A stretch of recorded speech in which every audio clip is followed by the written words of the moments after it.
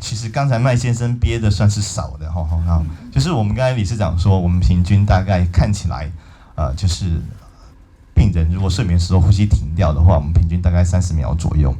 那当然有些夸张的，1分钟、1分半，1分半是比较少啦。那这时候就会缺氧下来，那氧气浓度掉下来，我有看过大概30几的。那病人回诊门诊，我们就说你昨天晚上睡眠检查氧气浓度掉到30几，病人吓一跳。我说正常你现在量30几都要被送去急诊，准备插管去加护病房，所以表示晚上睡觉的时候缺氧的情形可以掉很低。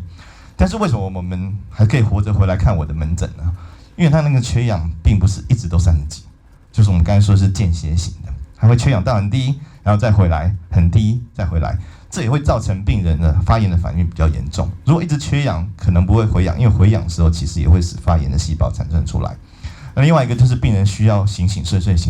所以白天会嗜睡的原因，也是因为跟这个间歇性的缺氧有关系哈。所以它这个生理机制呢，其实是很重要的。再加上我们没有呼吸的时候，其实不只会缺氧，我们的交感神经、副交感神经其实也会活化，而且我们胸廓内的负压也会增加，它会牵涉到我们的心脏，也会压缩牵扯